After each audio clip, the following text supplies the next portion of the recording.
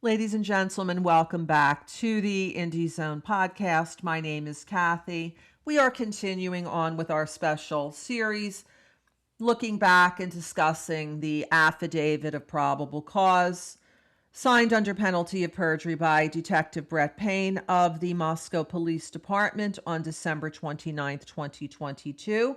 This is the legal document that started everything. It asked for and obtained a warrant for Mr. Kohberger's arrest. And from then, the case styled as Idaho versus Kohberger began and was prosecuted for over 2.5 years until its closure on the 23rd of July, 2025. The bottom of page 12, going into page 13, reads that on December 23rd, 2022, pursuant to that search warrant, I received records for the 8458 phone from AT&T. These records indicated that the 8458 phone is subscribed to Brian Kohberger at an address in Albrightsville, Pennsylvania, and the account has been opened since June 23rd, 2022. These records also included historical cell site location information, CSLI, for the 8458 phone. After receiving this information, I consulted with a special Fed agent, SA, that is certified as a member of the Cellular Analysis Survey Team, CAST in parentheses. Members of the CAST are certified with the feds to provide expert testimony in the field of historical CSLI and are required to pass extensive training that includes both written and practical examination prior to being certified with CAST, as well as the completion of yearly certification requirements. Additionally, the FedCast SA that I consulted with has over 15 years of federal law enforcement experience, which includes 6 years with the feds. From information provided by CAST, I was able to determine estimated locations for the 8458 phone from November 12, 2022 to November 13, 2022, the time period authorized by the court. Next paragraph. On November 13th, 2022 at approximately 2:42 a.m. The 8458 phone was utilizing cellular resources that provide coverage to the 1600 Northeast Valley Road apartment address is given here in Pullman, Washington. Hereafter, the, quote, Kohberger residence, end of quote.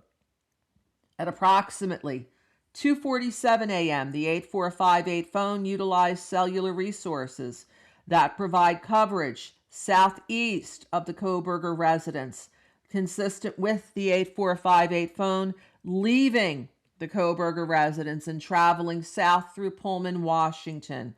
This is consistent with the movement of the white Elantra.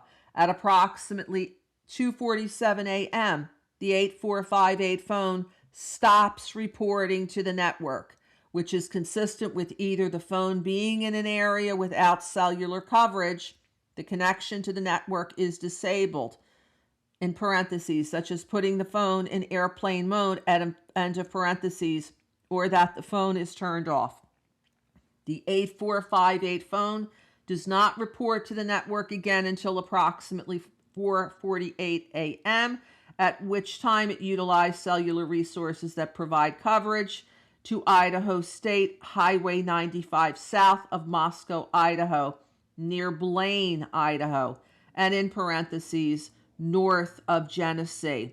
And we are going to stop here because the next two lines go into page number 14. We will address those in our next episode of the Indie Zone podcast, looking at the affidavit of probable cause 3 years later.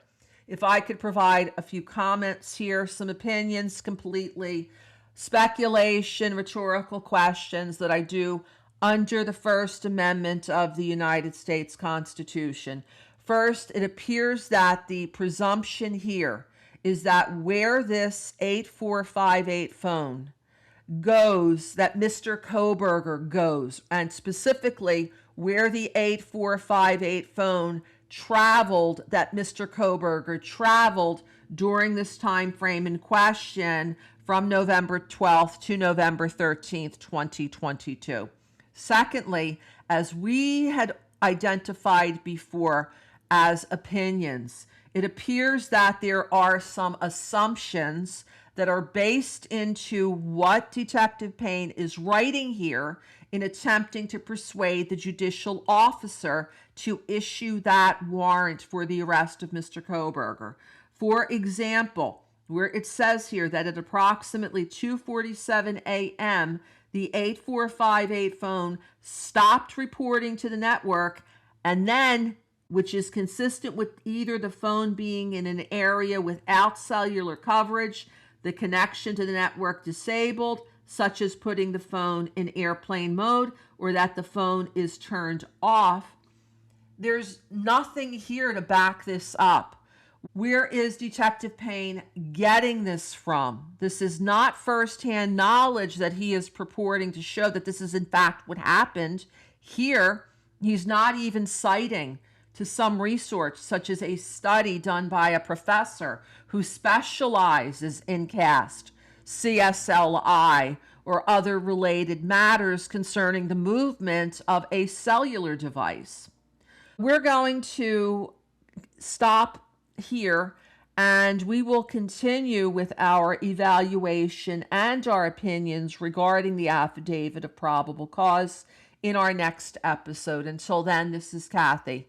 Thank you very much for joining us here today.